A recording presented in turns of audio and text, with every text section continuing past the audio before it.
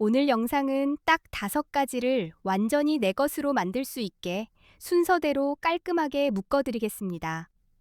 보시고 나면 어디서부터 손대야 하는지 길이 바로 보이실 겁니다. 첫 번째는 초보도 주문 넣는 게 겁나지 않도록 코인 거래를 그대로 따라하면서 익히는 방법입니다. 화면 보이는 대로만 해도 손이 먼저 기억하게 만들어 드릴게요. 두 번째는 네이버 코인 커뮤니티에서 한동안 화제가 됐던 300만 원으로 1억 8천만 원을 만들었다는 중학생 단타 방식입니다. 전부 따라하라는 게 아니라 핵심 구조만 뽑아드리겠습니다. 세 번째는 거래할 때 은근히 새어나가는 거래 수수료를 최대한 할인받는 꿀팁입니다.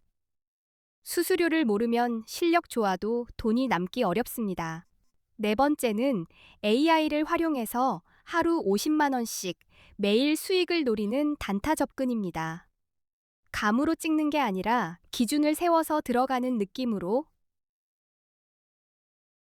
다섯 번째는 첫 거래 시작할 때 내 돈 입금 없이 가입 이벤트로 100달러를 받고 코인 거래를 경험해 보는 방법입니다.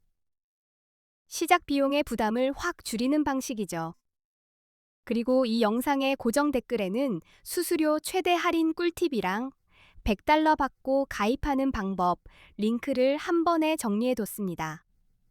영상 보시고 고정 댓글도 꼭 확인해 주세요. 솔직히 말씀드리면 이벤트로 받은 100달러로 바로 10억을 만드는 건 현실적으로 어렵습니다. 하지만 내 돈 입금 없이도 거래를 공부해 볼 수 있고 레버리지로 성공하면 몇백만 원도 가능할 수. 이제부터는 왜 코인에 투자해야 하느냐를 아주 직관적으로 정리해 드리겠습니다. 복잡한 말 필요 없습니다. 숫자로 보면 끝납니다. 만약 우리가 10년 전에 금, 주식, 코인, 부동산에 각각 1,000만 원을 투자했다면 그 1,000만 원이 지금 얼마가 됐을까요? 여기서 생각이 확 바뀌실 겁니다. 코스피 지수는 10년 전에 비해 약 2.66배 상승했습니다. 그래서 2016년에 1,000만 원을 지수 추종형 주식에 넣었다면 지금쯤 약 2,660만 원 정도로 보시면 2016년에 1,000만 원으로 금을 사뒀다면 약 233.5g을 들고 있었을 거고 2026년 기준으로는 대략 5,160만 원 정도가 됩니다. 2016년에 1,000만 원어치 서울 기준 아파트 가치를 들고 있었다면 2026년에는 약 2,400만 원 정도로 평가할 수 있습니다. 그런데 2016년에 1,000만 원어치 비트코인을 샀다면 2026년에는 약 26억 원 이상이 되는 말도 안 되는 수익률이. 숫자가 너무 커서 감이 안 오실 정도죠. 이 정도만 봐도 바보가 아닌 이상 코인을 공부해서 투자해야겠구나라는 결론이 납니다. 싫어도 시장이 그렇게 움직였다는 건 부정하기 어렵습니다. 게다가 코인 투자는 오를 때만 돈 버는 구조가 아닙니다. 오를 것 같으면 롱으로 수익을 노리고 내려갈 것 같으면 숏으로 수익을 노릴 수도 있습니다. 방향 선택지가 두 개라는 게 큽니다. 그리고 수익이 나도 세금을 내지 않아도 되니 투자처로는 꽤 매력적인 수단이라고 생각하실 수밖에 없습니다. 이 부분 때문에 더 관심이 쏠리는 겁니다. 또 하나, 코인 거래소에는 레버리지 기능이 있습니다. 국내 거래소에는 없지만 해외 거래소에는 레버리지라는 기능이 존재합니다. 예를 들어 50만 원이 있어도 레버리지를 10배로 쓰면 5천만 원 규모의 투자금을 운용하는 느낌으로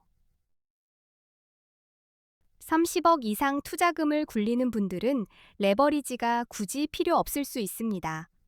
하지만 소액으로 시작하는 분들은 레버리지 없이는 큰 수익을 내기 어렵다는 게.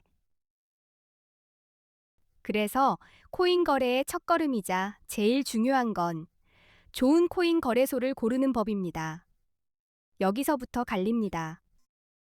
요즘은 많은 한국 투자자들이 국내 거래소를 떠나 해외 거래소로 몰리고 있는 분위기입니다. 이유가 감정이 아니라 구조에 있습니다. 첫 번째 이유는 레버리지입니다. 국내는 레버리지 기능을 막아둔 반면 해외 거래소는 레버리지가 100배까지 가능한 곳도 있습니다. 그래서 50만 원으로도 5천만 원까지 투자가 가능해 보여 다들 움직입니다. 두 번째 이유는 수수료입니다. 국내보다 해외 거래소의 수수료가 훨씬 저렴한 경우가 많아서 거래를 자주 할수록 격차가 크게 체감됩니다. 세 번째 이유는 세금입니다. 해외 거래소에서는 세금이 없는데 국내 거래소에서는 거래 수익에 대한 세금을 내야 한다는 차이가 있어서 방향을 바꾸는 분들이 많습니다. 한국인들이 많이 이용하는 해외 거래소, 그리고 가입 시 $100 지급 이벤트를 하는 곳 정보는 이 영상 고정 댓글에 적어두었습니다. 이제 대형 거래소들의 수수료가 얼마나 무서운지 숫자로 때려보겠습니다. 대형 거래소는 거래 수수료가 0.055%입니다. 별거 아닌 것 같죠? 예를 들어 1,000만 원으로 단타를 친다고 가정하고 20배 레버리지를 쓴다고 가정하면 1회 거래 시 수수료가 22만 원입니다. 한번 클릭했을 뿐인데 하루에 10번만 거래해도 220만 원이 수수료로 나갑니다. 여기서 이미 게임이 기울어 버립니다. 그래서 수수료가 비싸면 절대 이길 수 없는 싸움이 되는 겁니다. 그래서 결론은 하나입니다. 수수료가 저렴한 거래소를 이용하셔야 합니다. 단타는 특히 수수료가 실력보다 먼저 승부를 갈라버립니다. 이제 4개의 대형 거래소를 비교해 보겠습니다. 기준은 5가지입니다. 수수료가 얼마나 싼지, 거래가 얼마나 간편한지, 한국어 지원이 되는지, 레버리지가 몇 배인지, 원화로 바로 입금이 되는지입니다. 이 5가지 기준으로 A 거래소와 대형 거래소 4개를 놓고 보겠습니다. 먼저 거래 수수료부터 말씀드리면 A 거래소는 0.01%이고 바이비트는 0.015%입니다. 비트겟은 0.06%이고 바이낸스는 0.04%입니다. 숫자만 봐도 어디가 오래 버티기 좋은지 감이 오실 겁니다. 한국어 지원은 A 거래소가 24시간 한국어 상담이 가능합니다. 반면 바이비트는 불가능하고 비트겟도 불가능하며 바이낸스도 불가능합니다. 초보일수록 이 차이가 크게 느껴집니다. 레버리지는 A 거래소가 200배, 바이비트가 100배, 비트겟이 125배, 바이낸스가 125배입니다. 같은 돈으로도 포지션 크기가 달라질 수 있습니다. 원화 입출금은 A 거래소는 가능하지만 바이비트는 불가능하고 비트겟도 불가능하며 바이낸스도 불가능합니다. 시작과 이동이 편해야 손이 덜 꼬입니다. A 거래소가 어디인지는 이 영상 고정 댓글에 정보를 적어두었습니다. 고정 댓글을 꼭 확인해 주시길. 이제부터는 언제 롱을 잡아야 하고 언제 숏을 잡아야 하는지 설명드리겠습니다. 비트코인 같은 암호화폐는 변동성이 크기 때문에 진입 타이밍이 생명입니다. 롱 포지션은 가격이 오를 거라고 보고 매수하는 겁니다. 쉽게 말해 상승에 베팅하는 방식입니다. 반대로 숏 포지션은 가격이 떨어질 거라고 보고 하락에 베팅하는 방식입니다. 먼저 롱부터 보겠습니다. 차트에서 강한 상승 추세가 보이고 고점이 계속 높아지며 올라가는 흐름이면 롱이 유리할 수 있습니다. 시장이 올라갈 힘을 보여주는 구간이죠. 기술적 분석에서는 50일 이동평균선이 150일 이동평균선을 위로 돌파할 때 골든 크로스라고 부릅니다. 일반적으로 강한 상승 신호로 해석되는 대표 장면입니다. 거래량도 같이 보셔야 합니다. 가격이 오를 때 거래량까지 함께 늘어나면 시장 신뢰가 붙는 신호가 됩니다. 상승이 더 강해질 가능성을 의미하기 때문에 롱 진입을 고려할 수 있습니다. 뉴스는 타이밍을 밀어주는 불씨가 됩니다. 규제 완화, 대형 기관 투자자 진입, ETF 승인 같은 긍정 이슈가 나오면 가격을 끌어올릴 수 있어서 이런 흐름에선 롱 성공 확률이 높아질 수 있습니다. 이제 숏입니다. 차트에서 하락 추세가 뚜렷하고 저점이 계속 낮아지는 패턴이 보이면 숏이 유리할 수 있습니다. 시장이 아래로 미끄러지는 힘이 더 강한 상태입니다. 기술적 분석에서는 50일 이동평균선이 150일 이동평균선 아래로 내려갈 때 데드크로스라고 부릅니다. 흔히 하락 신호로 해석할 수 있는 장면입니다. 거래량이 줄어드는 것도 힌트가 됩니다.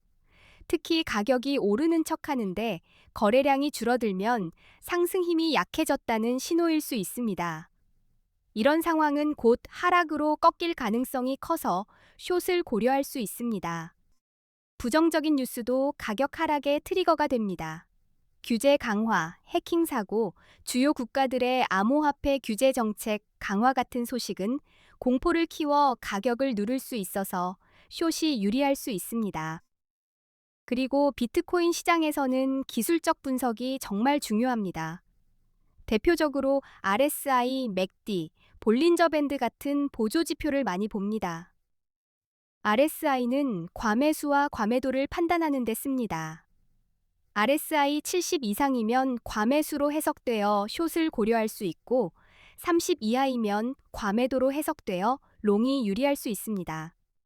맥디나 볼린저 밴드는 변동성과 추세를 입체적으로 보여줍니다. 한 가지 신호만 믿기보다 여러 도구를 함께 쓰면 지금이 무리한 구간인지 판단이 쉬워집니다. 정리하겠습니다. 롱은 상승 추세와 긍정 신호가 겹칠 때, 숏은 하락 추세와 부정 신호가 쌓일 때 근거를 잡고 들어가셔야 합니다.